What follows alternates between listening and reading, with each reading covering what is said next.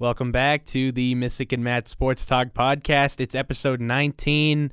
I'm Ethan Matt. I'm alone today. No Cody. He's tied up with school, which is totally understandable. School comes first.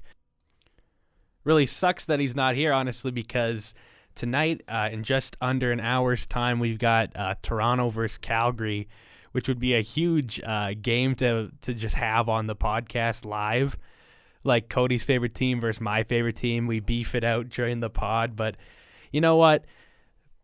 Can't do that tonight, but we'll definitely have a review rivalry episode coming up next week. So yeah, I'm so low, but there's plenty to talk about. Obviously, today was the NBA trade deadline, which I would love to talk about. I love the NBA. Hockey's been booming. The Olympics just started. Team Canada the men's team won last night in their first game. The women's team's just been on fire. I believe they're 4-0. We'll get into that later in the show. We also had the All-Star break, the All-Star game, which I'm not going to lie, I didn't catch because I don't know about you guys, but I genuinely do not care about the All-Star game because it's boring. Like, I'm not trying to say that to be a dick, but the All-Star game kind of sucks. The skills competition this year was, in my opinion, really good. We'll talk about that. Trevor Zegras, amazing, should be there every year. But let's start the show. The NBA trade deadline was today. Obviously, I mentioned that earlier, but there's been obviously tons of trades because it's the trade deadline. I feel like this definitely is the biggest trade to happen today. James Harden and Paul Millsap get traded to the Philadelphia 76ers in exchange for Ben Simmons, Seth Curry, that's Steph's brother, Andre Drummond, and 2 first-round picks. That is a massive trade. Obviously, James Harden is a superstar. Ben Simmons, I feel like, in my opinion, is on the verge of becoming a superstar. I don't think he's there just yet. I feel like he's got to obviously... The biggest problem with Ben Simmons isn't his defense. It's not his playmaking. It's his shooting. It's his ability to create offense with the jump shot. He's got to work on that more to, I feel like, become a true superstar. But James Harden and Paul Millsap, obviously Paul Millsap's kind of old. I don't really know how he's been doing this year because I haven't really followed Paul Millsap, honestly. But obviously... James Harden's a huge addition to play with Joel Embiid. Simmons didn't play all year, and Philly's still pretty good in the standings. Even though the East is a little weaker, I feel like the 76ers just got a lot better, and the Brooklyn Nets, who have obviously been missing Kyrie Irving for, I feel like, the whole season, other than the away games, until he decides to get his vaccine, if he ever does. Yeah, he won't be with the Nets at home. And just James Harden and Kevin Durant apparently weren't enough to run away in the East. Like, the Nets have been kind of mediocre all year.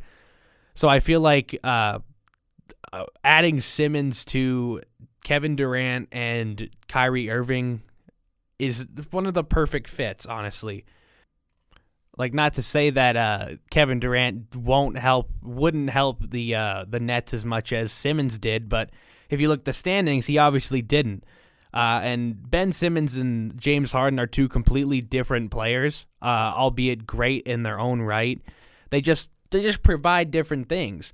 That's not to say one's better than the other, even though, in my opinion, James Harden, as an individual basketball player, I think James Harden is better than Ben Simmons.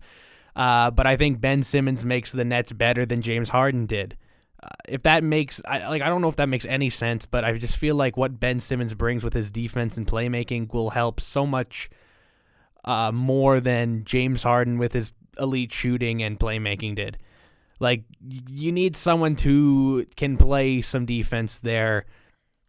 They also acquired Seth Curry and Andre Drummond in that trade, along with 2 first-round picks, but I'm not going to focus on the first-round picks because that's all they are, is first-round picks as of right now. Obviously, one day they'll become players. If it's for the Nets or a different team, that's great, but they're just picks for right now. Seth Curry, I think, is a really solid bench piece. Obviously, he's Steph Curry's brother. Not as good as Steph, but he's all right. Like, I think he's a solid bench piece who can shoot the three very well. And honestly, I'm surprised that Philadelphia gave up on him. Like, I feel like he's one of the perfect depth pieces you need. Obviously, in my opinion, in the NBA to win, like I've talked about this with Mucky on an earlier episode about the Raptors a long time ago, but what you need to win is star power, and obviously that's not what Seth Curry is. But that's like saying all you need is star power is kind of a lie at the end of the day, because obviously you need bench depth that can come off and create some offense or play some solid defense. Like, it never hurts to have an extra piece on your bench. Like, I feel like Seth Curry provides what James Harden did in a extremely lesser role. Like, me saying that he provides the exact same things that James Harden did is blasphemous. It's not true, because James Harden is a superstar in this league, and Seth Curry's a bench piece. But I feel like he provides the same things on a very lesser role. Like, if that makes sense, what I'm trying to say. I'm not saying that he is James Harden, because he isn't. If he was, then he'd be a little worse than his brother. But he's not. He is a solid bench piece that I feel like is going to help Brooklyn make a deep run in the playoffs, especially in a weak East. Like, you look back to the Raptors when they won a championship, they had the superstar in Kawhi Leonard, and Pascal Siakam was really good that year. Kyle Lowry was really good that year. But they also had their bench come alive. Like, Fred VanVleet wasn't an established all-star back then. Norman Powell was very solid for them. Marc Gasol was. Like, you need it's a team effort, but I feel like it's always led by the superstars, and it's a good that Philly acquired another superstar. And honestly, Ben Simmons is not a superstar, as I said earlier, but does Brooklyn need that? They have Kyrie Irving for half the time at least. Everyone hopes, especially me, that he decides to get the vaccine so he can play every game. Like, it doesn't help having a guy you can only use half the time. And obviously Kevin Durant, in my opinion, is one of the best players in NBA history. I feel like he's the most prolific scorer to ever play. Like, someone that big with that long of a wingspan shouldn't be able to score as effectively as he can. And I think it's just a good change of scenery for both teams. Obviously, Ben Simmons needed out of Philly, and I guess James Harden needed out of Brooklyn. Either way, best of luck to both of them.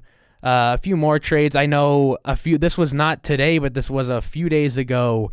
Domantas Sabonis got traded out of Indiana to Sacramento, which, Sacramento's been bad for a long time. But I feel like they at some point needed to make the push towards the playoffs to break their playoff-less streak. But in my opinion, they gave up way too much. Like, Indiana acquires Domantas Sabonis. He's solid. In my opinion, he's another big who can't really defend. But he's definitely a solid offensive force from the floor. Obviously he's a skilled player, as you saw in previous NBA All-Star skills competitions. He's good handling the ball. He's a decent shooter, not a great defender, as I mentioned, but he'll definitely help the Kings make a push towards the playoffs. They also get Jeremy Lamb, Justin Holiday, and a protected second-round pick in 2023. Pick doesn't matter. It's a second-round pick. Justin Holiday is, in my opinion, the worst of the three Holiday bros, Drew, Aaron, and Justin. Aaron Holiday also got traded to my Phoenix Suns. We'll talk about that in a bit. Pretty minor trade, but still I want to talk about it. Jeremy Lamb's a solid bench piece, kind of the same as Seth Curry, in my opinion. Doesn't bring exactly the same things, but still someone I feel like could help you win in the playoffs. But the problem I have with this trade is what Indiana gave up. Not Indiana, sorry. Sacramento. They gave up Tristan Thompson. Meh. He's just a glorified Andre Drummond, in my opinion. someone who can't shoot and just rebounds, plays a little defense. Buddy Hield, who needed out of Sacramento, especially if you wanted to make a big trade. Decent shooter, not amazing. He's paid too much. But the big piece in this trade for me that they shouldn't have gave up is Tyrese Halliburton. One of the only good Sacramento Kings draft picks in recent memory. Like him and De'Aaron Fox, I feel like are the only good ones. Obviously, Marvin Bagley did not pan out. He was also traded today. We can talk about that. But I don't know. Like Tyrese Halliburton to me is one of the next superstars here in the NBA. Just everything he brings. He actually plays defense, which is something that Sacramento doesn't do much. And not anymore, especially acquiring Tristan Thompson. Domantas Sabonis. But man, I don't know how a team who has struggled to get talent for so long, struggled to draft anyone for so long, can give up on arguably one of the best, if not the best, young players in the NBA. Maybe not the best. That's a pretty blasphemous statement. I'll admit it. But I just don't know how you can give up on Tyrese Halliburton this early. Like I feel like he's going to be one of the next stars here in the NBA. I'm just looking up his stats right now because I want everyone to appreciate Tyrese Halliburton like I do, because this kid he's good. He is good. Obviously, second-year pro, drafted 2 years ago.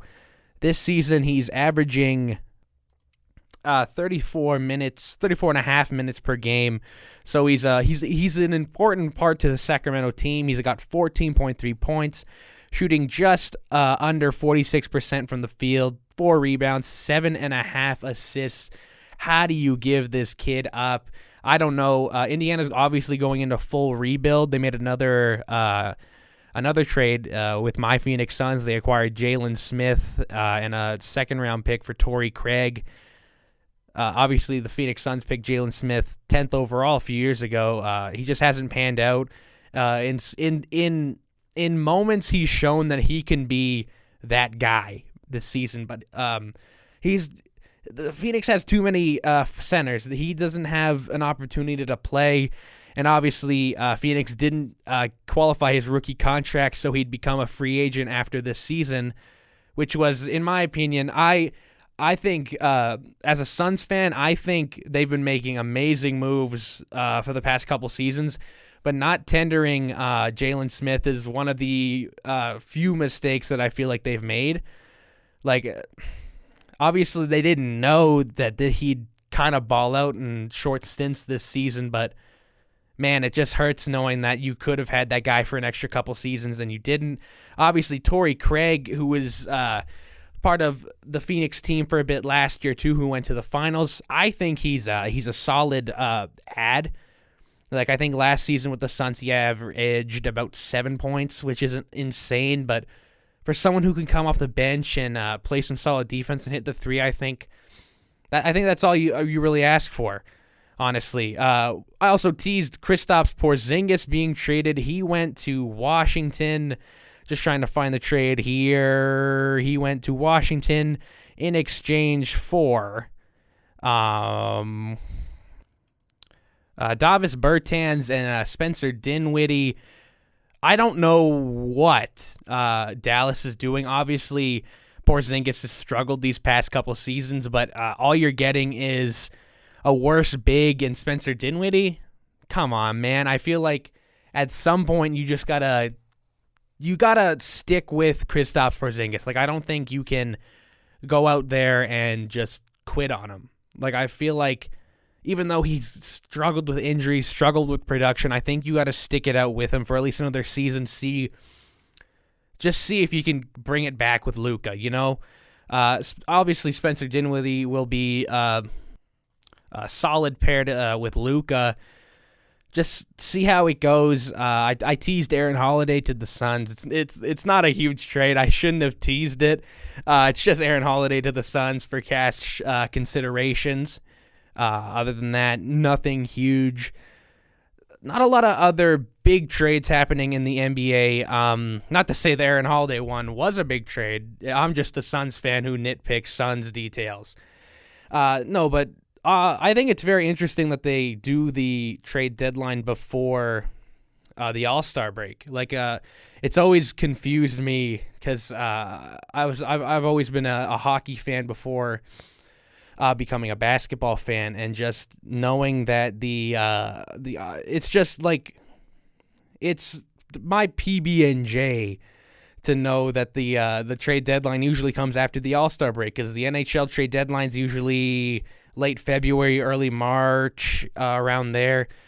But the NBA one comes before, which I think is interesting, because especially during the All-Star draft today, LeBron James and Kevin Durant were the captains, and the final pick for Kevin Durant, who obviously is on the Brooklyn Nets, came down between James Harden and Rudy Gobert, and he picked Gobert over Harden, and it had LeBron laugh. And it's obviously it's tough to pick the guy that wanted out of your team. I wonder if there's any beef there. I feel like there's got to be some, just because I feel like Kevin Durant's such a big personality in the NBA, and he's always had issues with after he left OKC. I feel like there's always been stories revolving Kevin Durant and just problems. And I wonder if him and James Harden have had this the same issues that him and Russell Westbrook had.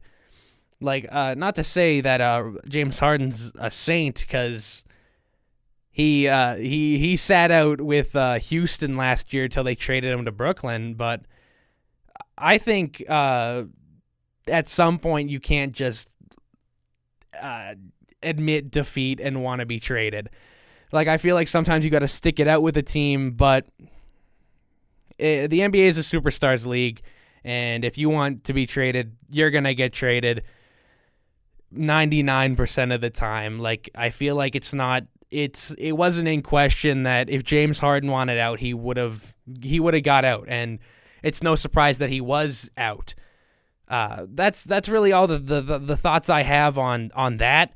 But I'm interested to see how this plays out, because obviously Philadelphia and Brooklyn, both in the Eastern Conference, both will make the playoffs. It's not a crazy prediction by me, but you got to think they both make the playoffs just because it's so weak in the East. Not to diss Toronto, but that's not a good team, and they were buying here at the deadline. They bought with Thaddeus Young out of San Antonio. They gave up Gordon Dragic and a pick, but that's not a huge trade. But if you're in the Eastern Conference and you don't make the playoffs, I think that's something. I think you've got to at least compete for the play-ins with the East. It's just so weak. The Eastern Conference in the NBA reminds me of the Western Conference in the NHL, which we will get into later. Not later. I kind of want to get into the NHL now. Fuck it, let's do it. The NHL, the Western Conference sucks. I've been saying, I feel like I've said this, I don't know if I've said it on the pod or just in general, but the Western Conference, especially the Pacific Division, is really bad. That's what makes the news with the Edmonton Oilers that happened today so much more interesting. So, for those who don't know, this morning it was announced that Oiler GM Ken Holland had fired head coach Dave Tippett and assistant coach Jim Playfair after they lost last night to the Chicago Blackhawks. The night before they lost to Vegas. Man, I don't know. It's hard to come out here and just slam on Dave Tippett for how the Oilers have been playing, because I feel like it's not his fault that Ken Holland made a horrible team. The Oilers are a fundamentally poorly built team from the top down. In my opinion, Ken Holland is the problem. Like it's not Dave Tippett. It's not the goaltending. It's not the defense. It's not the forwards. It's Ken Holland, because everyone wants to go blame the goaltending, the defense, the forward depth, but they didn't make that team. The GM made that team. Ken Holland acquired Duncan Keith. He signed Cody Ceci to a 4-year deal, 2-year extension to Mike Smith. Obviously, Peter Chiarelli was the one who signed Mikko Koskinen a long time ago, but it's just hard for me to go out there and blame Dave Tippett and the coaching staff for the hand they were dealt. Like, man, like it's not their fault that Ken Holland made a shitty team. Like, everyone knew that the problem was defense and goaltending. And yes, I kind of contradict myself saying that the problem was defense, because he went out and acquired defense, but he didn't acquire any good defense. Like, Duncan Keith has not been good for a while. He acquired Duncan Keith on a full salary. He didn't get any salary attention. It's over $5 million. I think it's $5.5 plus for 2 years. Cody Ceci's never been a great defenseman. Maybe a little bit in Ottawa. I understand that Cody Ceci had a good year with the Pittsburgh Penguins last year, but in my opinion, what goes on in Pittsburgh is a one-time thing. Like, I feel like players who go into Pittsburgh thrive because that's the system they have. Like, I feel like any random Joe can go into Pittsburgh and play well. Like, that's just their system. Their system strives on nobody's making a name for themselves and then going out the next year and getting paid. Like, it's kind of the same with not much anymore, but for like the longest time, the New England Patriots, they just get anyone who can do anything and plug them in, and hey, you have an all-star. Like Julian Edelman, I think slot receiver, really thrived there, and then he left and he was never the same. And there's so many more examples of that with New England. I'm not a huge football fan, so I don't want to. I don't want to go out there and just just say names, because I have no idea if what I'm saying is right about football. I don't follow football.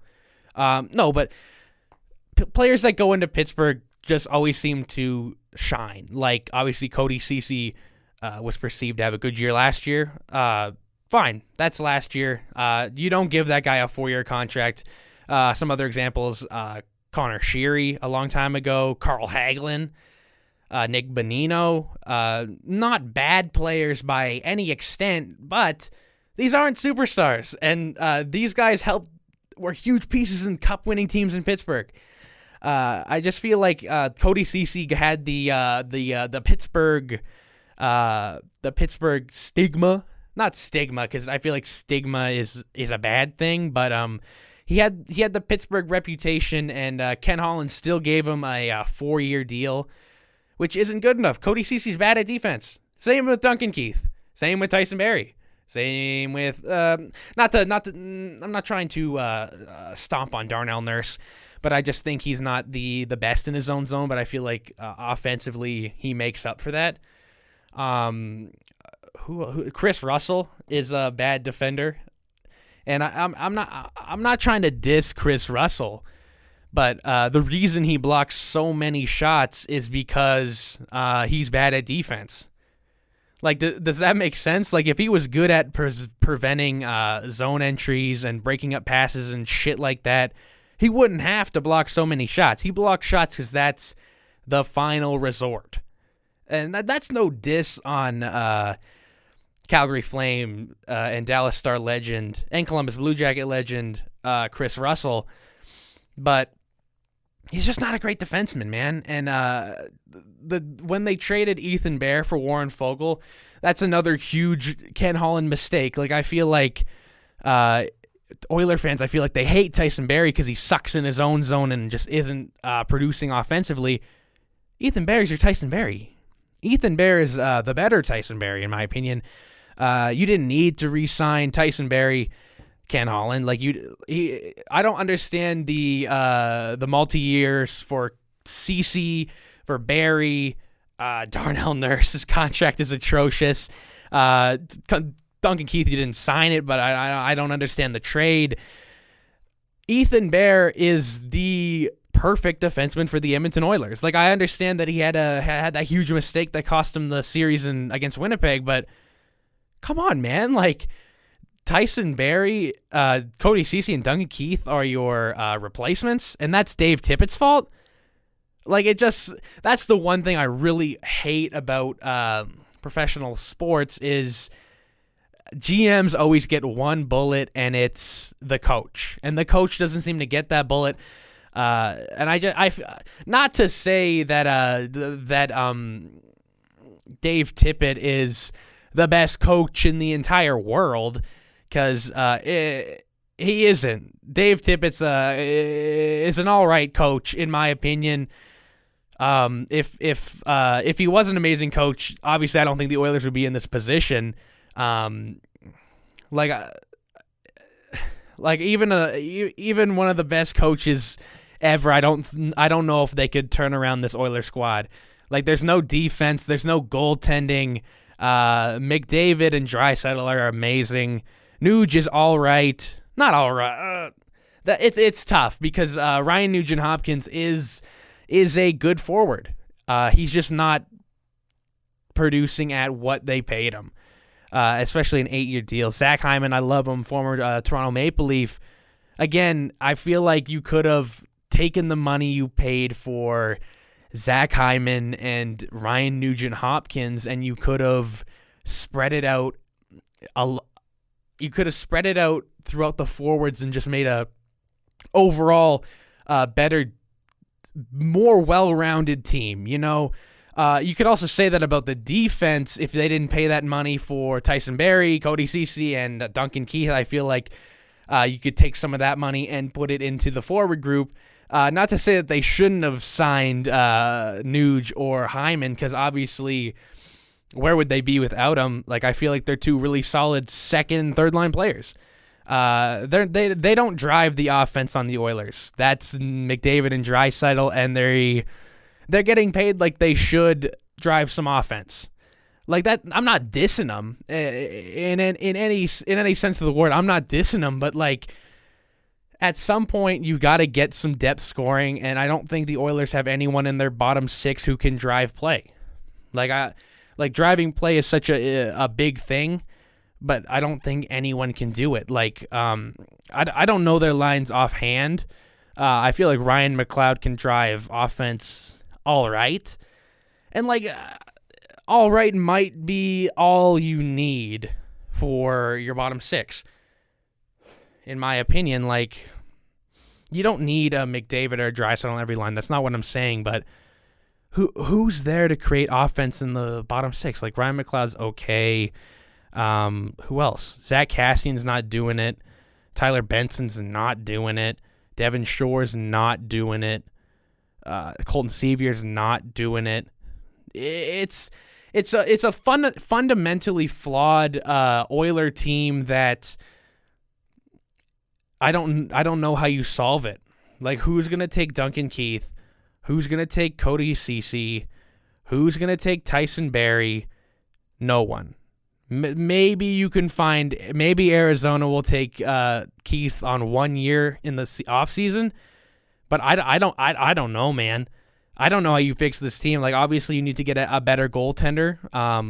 Mike Smith has another year after this one, which is not good. That's another Ken Holland mistake. Why did Mike Smith get 2 years? No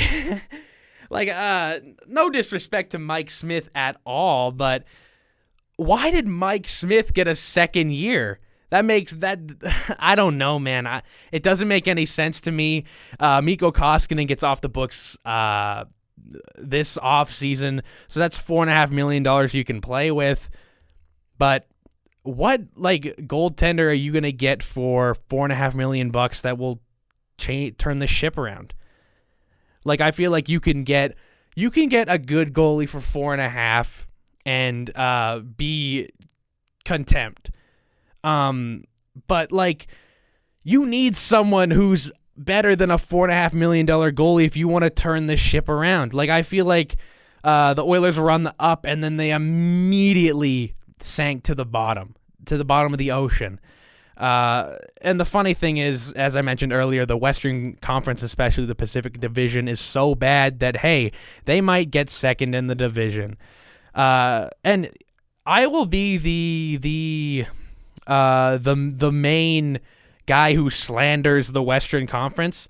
If that's my MO, then I'll take it. The Western Conference is horrible. There's only two teams. Sorry, there's only one team in the Eastern Conference that would be in a divisional. Oh, sorry.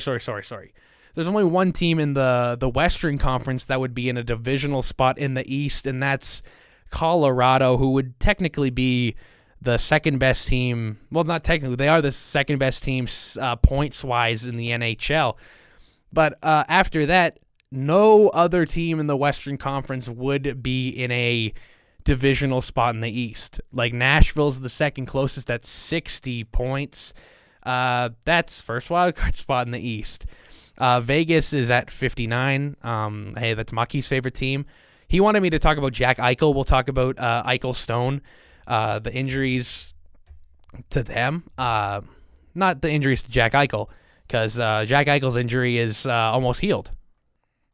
So he'll be back soon. Mark Stone got hurt.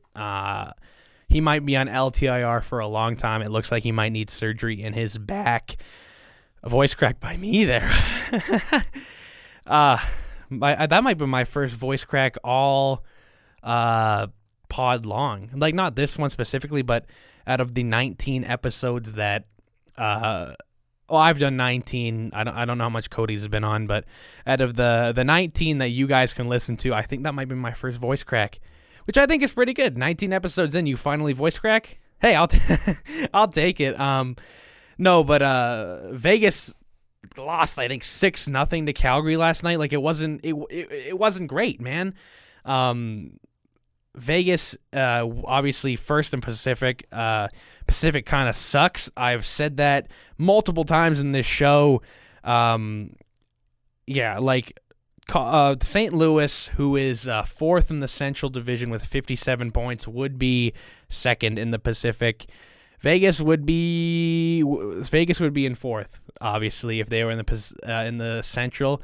Second in the Pacific is LA with a losing record.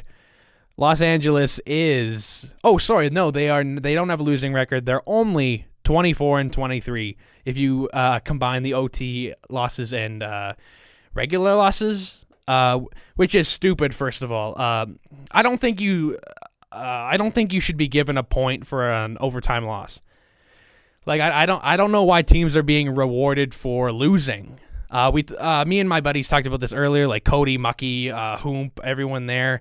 The Calgary Flames have one more win than the Edmonton Oilers, but they're 5 points up because of OT losses. And I'm not dissing on the Flames, even though they play the Leafs in about 10 minutes here. So maybe I should start the trash talk. No, but I'm not dissing them. But I don't understand why a team should be rewarded for playing 5 extra minutes. It doesn't make sense to me. If you lose the game, you shouldn't have anything. I think the NHL should go to wins and losses like actual sports leagues do, like the football, NFL, and MLB, and the NBA. I don't understand the 1 point OT loss doesn't make any sense to me. That's my little rant for right now. I'll go back to the Pacific Division, but you shouldn't get any points for losing. I don't understand why we're rewarding teams for losing games. You lost. Like, I'm not trying to be a dick. Obviously, if it happened if the Leafs get a point in overtime, I'll take the 1 point.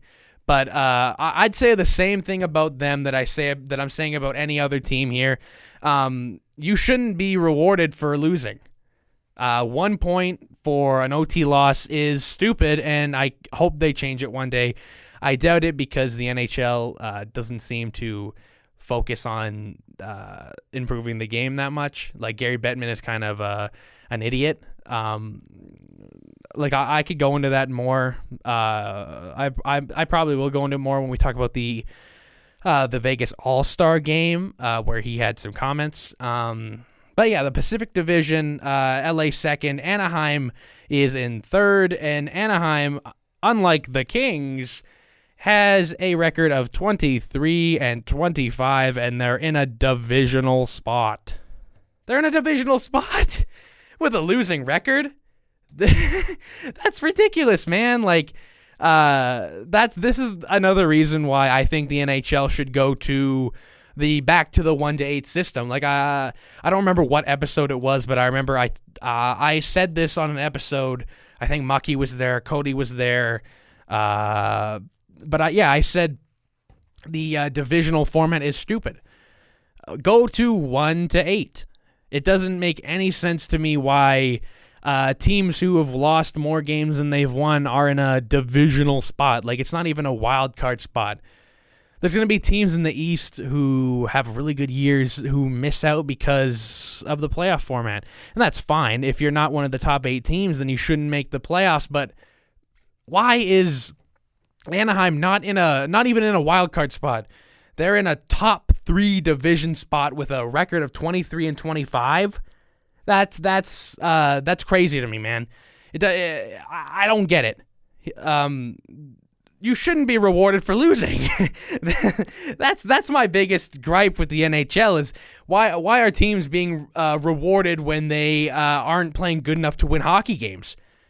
Like, Anaheim's going to make the playoffs because they have 9 overtime losses? That's 9 OT losses. You got 9 of 18 points and you're being rewarded? That's it's kind of ridiculous that Anaheim and LA are top 3 in the Pacific. I don't think in my honest opinion, I don't think it'll stay like that forever because Calgary and Edmonton have many games in hand. Like, Calgary has 5 games and 4 games in hand. Edmonton's got 3 and 4. So there's some points to be made up there, but I just think it's just ridiculous that teams are being are in a playoff spot with losing records. Like, that's crazy to me. Like, it's not competitive. Like, the Pacific Division is horrible. And that's just my opinion. It's kind of like the Eastern Conference in the NBA, like I just talked about, I don't know how long ago, maybe like 20 minutes ago. But, like, dude, it's crazy to think about teams are going to make the playoffs in the Pacific with losing records. Like, it's funny.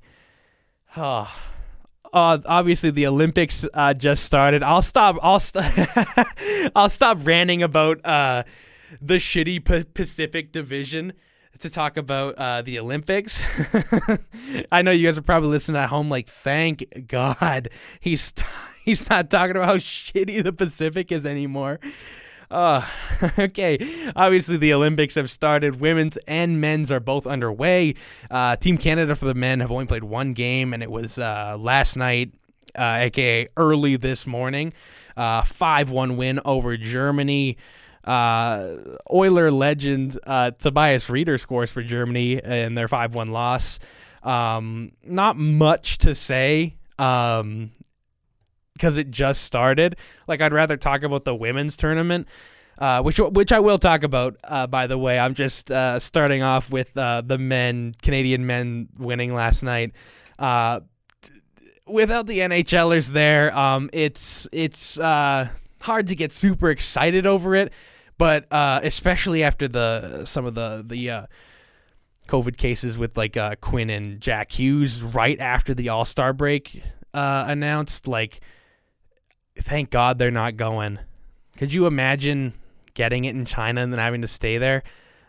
It's just my opinion, but thankfully they're not going, so we can actually have an NHL season, because who knows what would happen if it spread throughout the Olympic teams with the NHLers there. Like, who knows what they would do back here in the NHL. No, but obviously a 5-1 win for Canada. They play tomorrow night against the United States at just around 9 p.m. here in Mountain Time. It should be a great game. Even though there, as I was talking about, there's no NHLers there, I feel like any Canada-USA matchup would still be a lot of fun, especially the Canada-USA game for women's international hockey, where Canada took it. Canada, I think, as of right now, they're 4-0 for right now. Like, I think they won every game, just double checking, and they did. The first couple games were hilarious, how much of a blowout they were. Like, game 1, they played Switzerland, 12-1 win, and then they went and played Finland with an 11-1 win. Who did they play next? They played, horrible podcasting by me, but they played Russia. The big controversy with that game is the Russian women's team didn't submit their COVID results in time, so they all decided to play with masks on, which is, I saw a bunch of people in the comments like, they're playing with masks on. Dude, that's so impressive to me. Being able to play a full hockey game with masks on, and people complain about having to wear it to the grocery store. Just a side note. It's just super impressive that they were able to play a full Olympic-style game in masks and win 6-1. Like, if you want to complain about wearing your mask to the grocery store or anywhere, think about chasing Marie-Philippe Poulin around the ice with a mask on. Yeah, just think about it. No, but they win that game, and then obviously the big anticipated game, Canada USA, kind of the top two dogs there in the women's international hockey. Canada takes it 4-2. I'm really invested in this year's tournament. There's just something about the women's hockey that's really getting me fired up. Obviously Marie-Philippe Poulin, Sarah Nurse is there. Natalie Spooner, Sarah Fillier is one of the up-and-coming stars for Team Canada. I think she's 21 or 22. She's going to be she's the future of the Canadian women's hockey. Obviously got Erin Ambrose on defense and Debian in net. Just a really skilled team. And I know there was some articles written by some people who work for the Toronto Star, Rosie DiMano. Not to diss Rosie DiMano, but if you were to read her article, which I encourage you to not do, because they just want you to read it. They just want the clicks. Don't give in and read the article. She basically said Canadian and women's hockey shouldn't be in the international sports, if I'm remembering correct, because it's not competitive and it won't grow the game, because Canada and USA seem to run away with everything, which is true. They are the top two dogs. But it was a blasphemous title and article because she wanted to create a storm between people and get clicks. Like, we know what you're doing, and unfortunately people fall for it, and she got what she wanted. She got the clicks. No, but the women's tournament's really interesting this year because I've never been more into women's hockey. Like, I feel like, especially this year, it's just one of my favorite things. And almost burped live on air. That would have been gross. No, it's just one of my favorite things this year. I'm super excited to see where they finish. Hoping gold. Yeah, it's not much to talk about. They play tomorrow against Sweden. That'll be a good game for Canada, not for Sweden, because Sweden's men's team's good, but the women's team kind of sucks. They didn't even qualify for the Women's World Championship over the summer, where Canada won gold. Shout out. Let's talk about the All-Star game, because what time is it? yeah, almost. We're 45 minutes in. It's just me today, obviously. I don't know why I said that, because it's obvious that Cody's not here unless he's been silent for 45 minutes straight. I'm like, Cody, shut up. I'm like, don't say anything. Don't say a single thing. I'm kidding. No, the All-Star break, obviously I didn't catch the game, as I mentioned earlier. I did work that day, so it's tough for me to catch the game, but like, even if I wasn't, I don't know if I would have watched it, just because I'm not that into the All-Star game. I think it's boring because the players don't try and everyone's hungover, and that's fair. You're in Vegas and you're partying, but like, it'd be cool to see in person. That would be cool if I got to watch it in person, but on TV it doesn't translate well and it sucks. But the skills competition, ooh, that was a mixed bag. They tried some new events, the fountain event, where they tried to sauce it into the nets. It's just a glorified version of the precise passing event they've had for years. I thought it was a all right event. It could have been done better. I think from a broadcast standpoint, I feel like it was kind of boring, but it looked cool. Like being out on the fountain with all the waterworks, I think was interesting.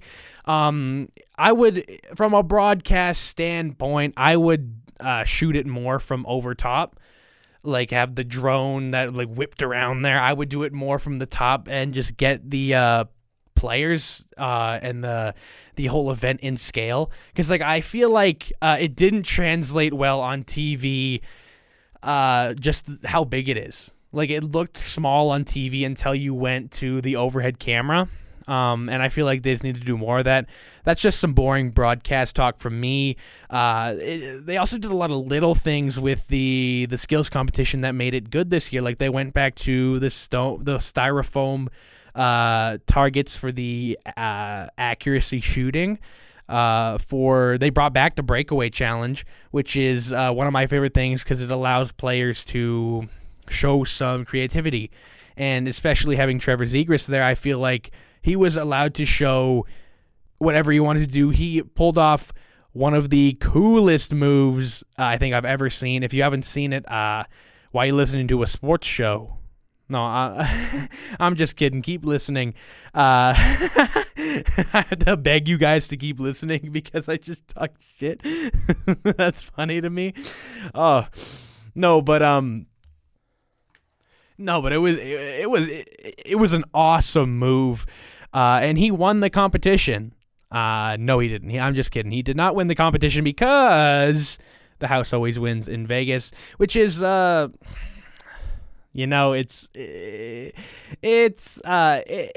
Vegas. The house always wins. But Alex Pietrangelo missed the net 2 times and was crowned champion of the Breakaway Challenge. I think that's stupid. They do need a recount, but at the same time, who ever remembers the winner of the All-Star game? Like, I feel like you'd remember the cool shit that happened. Like, in the future, I'm going to remember Trevor Zegras pulling off an awesome move. I'm not going to remember who won that competition. Like, at the end of the day, I don't think it matters because the point I just made, you're not going to remember who won. You're going to remember the cool shit you saw.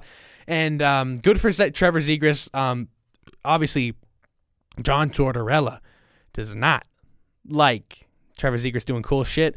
I, on the other hand, am pro cool shit, which I feel like most people are. And John Tortorella definitely is old school, which some people are. No, but keep doing cool shit, Trevor, because it's awesome and it grows the game. Like if you like, that's what kids do. Is they see the cool things he's doing and they want to try it, and they try it and they try their own things and they make it better, and that's how the game is grown, through cool things. Hitting and fighting and respect it's a part of the game too, but when you look back on your times as a hockey fan, you're not going to think about, wow, those guys were sure respectful.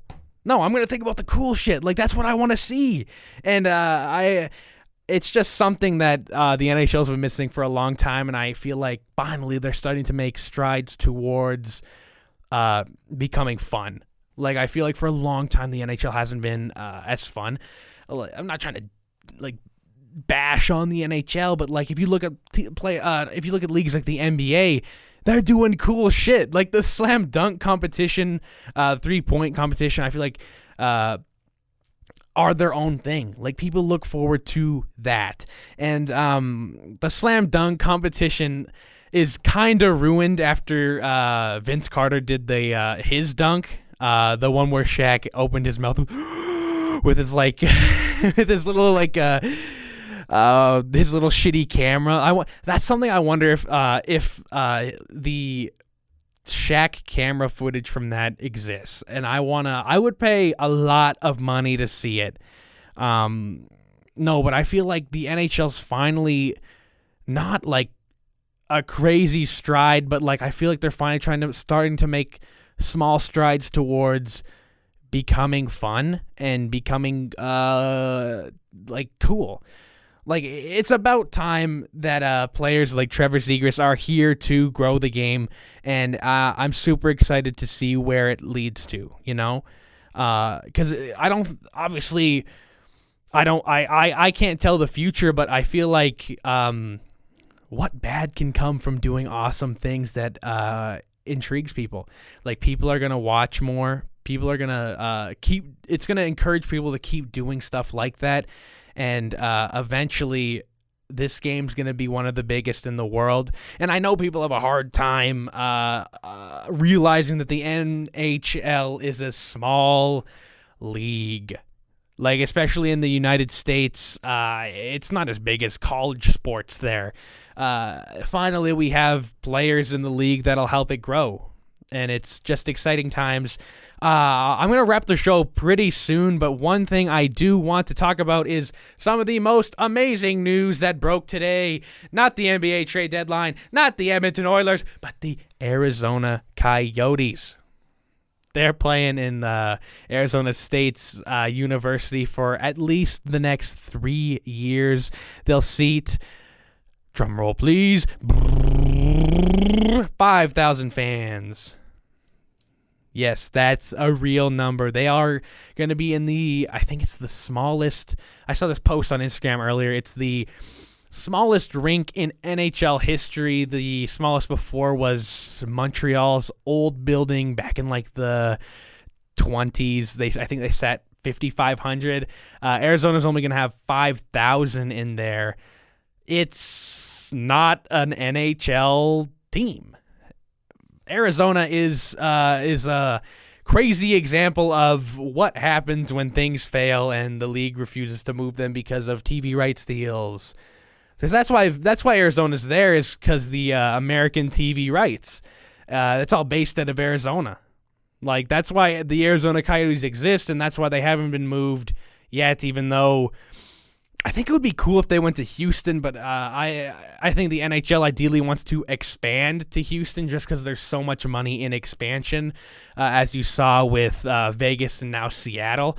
I don't remember, off the top of my head, I don't remember how much they paid, but it's a lot, and I know it got more for Seattle. Just for money's sake, I think they want to expand to Houston. I don't know where they would move Arizona. It would be cool to see it in Quebec, but it would never happen just because of the state Canada's in, and Gary Bettman hates Canada because there's no money to be made here, and which is true for the most part. Like, obviously, Toronto and Montreal seem to make money, but like Winnipeg's not making money, Ottawa's not making money, and I feel like they just don't want to run that risk with Quebec. So that will never happen. I don't know where they would put Arizona, but them playing in Arizona State is funny and disgraceful at the same time. Like, an NHL team has to have a real arena, and they can't have that because they don't pay their bills and they don't sell any tickets. They don't make any money. A funny thing with the agreement with Arizona State is they're making them pay their bills up front before they even do anything, which is hilarious to me because I wonder why they did that. Is it because Arizona did not pay their bills in Gila River Arena or Gila River Arena? I don't know how you say it. They didn't. If you don't know, they did not pay their bills. That's why they had to find a new arena. So best of luck to Arizona for the time being while they're in Arizona. And by the way, Austin Matthews is not going to Arizona. Why would he go to a shit show of a team to play in front of 5,000 fans maximum? That's assuming they sell out every night, which how it looks this year, they're not selling out a 5,000-seat arena. So, yeah, let's get some shots in at the Arizona Coyotes here to end the show. Austin Matthews not coming there, and that's all I want to say. Because I see a bunch of people like, yeah, Arizona's, they're rebuilding, bro. They got all these draft picks. They're going to be sick in a few years. Are they? They haven't even drafted these players yet. You got to, A, hit on your draft picks, B, have a good developmental staff, and C, be a desirable market for players to come to, which it's not because they don't have an arena and they don't have fans and they don't have, it seems like, any respect from any NHL team. I feel like every time the Arizona Coyotes are in the media, it's because of something bad. It's because they don't have an arena to play in. It's because they drafted a shitty person. That was 2020 Mitchell Miller. Fuck that guy.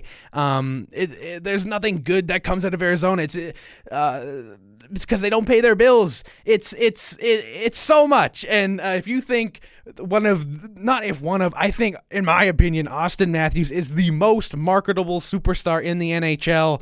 Yes, harp on me. I'm not saying he's better than McDavid, but he's definitely more marketable. He's already been on 2 covers of the NHL video game. Give me a break. Toronto rules the world. Let's go. No.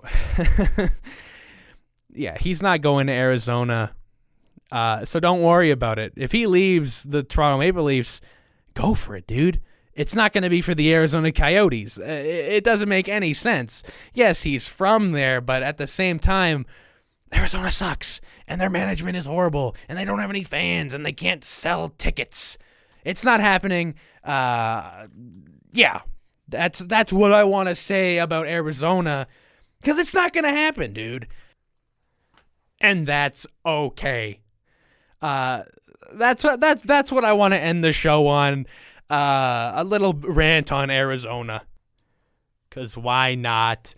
Yeah, that's going to do it for me. I'm about an hour in here. I had a lot of fun. Cody will be back next week, assuming school isn't such a bitch. So hopefully he'll be back next week, but that'll do it for me. Check out my Instagram, Ethan Maat, ETHANMAAT. My Twitter is the exact same, ETHANMAAT. You can check out our website in the bio of both my Instagram and my Twitter. Also follow us on Instagram and TikTok. We got a TikTok. We haven't posted anything yet.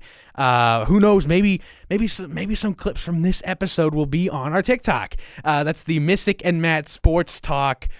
Same way our YouTube and our SoundCloud is spelled. Follow us on TikTok and Instagram and SoundCloud and YouTube. That'll do it for me. Thank you guys.